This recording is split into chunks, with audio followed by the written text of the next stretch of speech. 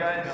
Danny here at Experience with my students David. We're going to demonstrate a quick technique of the week. We haven't done one for a little while, so this is going to be actually my first technique of the week with the brown belt. We just came back from the Lions Headquarters in Atlanta a couple of weeks back, and my professor, Master Jacare, actually promoted me to the next rank, so I'm really proud of that. But today I wanted to show two quick techniques. Some of them are part of the class that we're working on today. So the first one is actually taking the back, inserting hooks with seatbelt from the turtle position. So a lot of times we'll end up where my opponent's going to be on all fours, either by me sprawling from his double leg takedown, going to the back, or maybe I'm escaping side control, turtling turn, or I should say he's escaping the side control, and I end up here, right? So this is the position. So it's very important to understand that when I'm controlling someone from the top, I want to make sure that two knees are not just based out one beside the other. I want to have one posted out and my hips shoving on his hips to collapse a little bit of his weight, you know? So now, a lot of times what's going to happen is he's not going to let me put my hooks in, you know? A lot of times people just teach, okay, as soon as you go in, shove one hook inside, get the second one, get the back control, just sprawl him over. But it doesn't work as easy as that because he knows what he's doing. So now, what I need to do first is, since I know that there's no space to put my two hooks with my feet, I'm going to go for the seatbelt. And nevertheless, the seatbelt is probably the most important thing when you go for back control, right? You can get hooks, and if you don't have body control, you're going to lose the position. If you have a good seatbelt, chest to back, glued onto your opponent, the hooks will come, or you're actually going to get a submission. So if I can get the sub before the 4 points, even better. But I'm going to get the seatbelt by getting the overhook on the same side as my legs and the underhook on the opposite side. It's very important to understand that the underhooked hand is the one that clasps over top, right? Now, I need to roll my legs, so I'm going to switch this knee back to this side, all right? The back knee is actually going to ride on his hips. I'm going to collapse my head tight, so I don't want to have my head on the overhook side. I'm going to roll over to my shoulder, and notice that the bottom leg is the one that's actually going to come outside and hook first.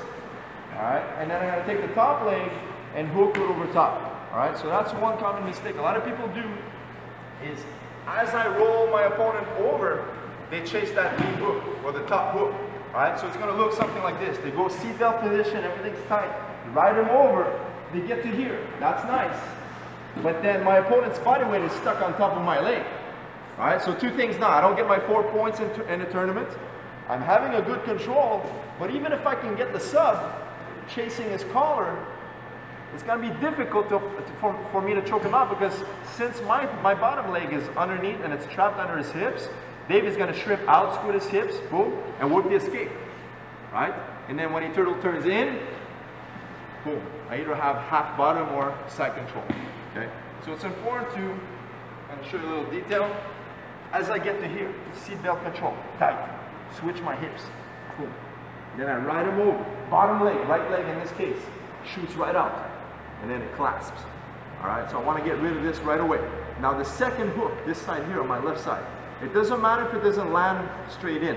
I can ride his hips, right, get a good seatbelt position here, because this guy might bring his knees up and block that second hook. So all I want to do is ride it, right? I want to stay close to his hips and then start attacking the neck.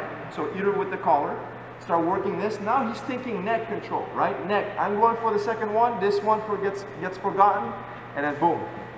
Then I have my 4 points. Still attacking the neck. All right. Then it's pretty easy from here.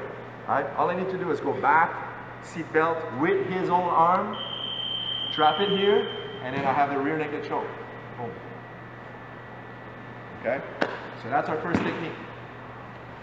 The second one, same angle. Right? I'm controlling here. Now this time around, the underhooked hand, once I get this position, okay, the underhooked hand, and this is one more detail. If David sits up, it's very important to understand that the reason why we do the seatbelt, there's many reasons. One of the basic reasons is if I have the underhook underneath like this, and I'm clasping here tight, the top hand is ready to start opening the collar and feeding it to the choking side. That's one point. The second thing, whether it's gi or no gi, a lot of times if I have this one on top, nevertheless I'm still going to be controlling my opponent. But what is he going to be doing? He wants to slice my hands apart, right? Boom. What do I have here? The underhook, useless hand, right? Now if I switch this grip here, The top hand becomes the one that's not as important for the choke. So when he starts to peel my hands away, this one is locked. So which one is he going to try to take? The one on top. When he takes this one off, boom, I still have my choking hand. Okay? That's the detail. Now, this is what's happening underneath him. Boom. Okay? Underhook side, grabs his collar, feeds it to the top hand. Boom. Turning his chin, thumb inside, four fingers out. Close your fists. You want to see your knuckles behind his ears. If your knuckles are hidden under his chin and you can't see it, you're not far enough.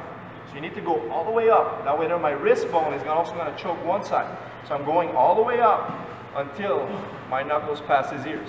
Then I clasp, making a nice tight fist, all right? Like I'm holding a tightrope, okay? Once I get to here, my chest is going to go over top, putting all of the weight, all of the pressure on top of his shoulder so he can't escape. And then the free hand is going to come and clasp his wrist so he can't post. I don't want him to post. If he posts, he's going to bring his back leg up, this one, and then shoot in with the opposite leg to recover guard. All right, and then I just lost this position. This is a good position, the clock choke. Beautiful choke, right? So we're here. One. Grab. Two. Tight. Then adjust your chest. Bring the bottom hand. Removing his base. Right now he can't post his hand. What happens next?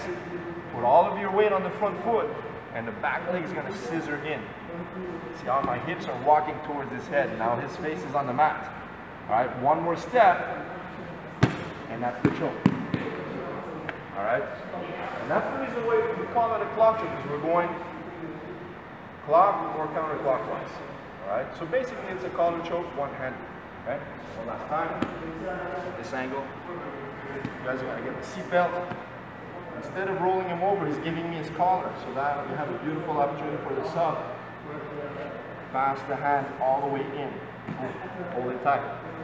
Adjust your chest. Grasp the other opposite hand, so that way there he can't post or escape. Right? Back leg scissors in. One. I know he's feeling the pressure right now. Okay? When I make my second step, it's over.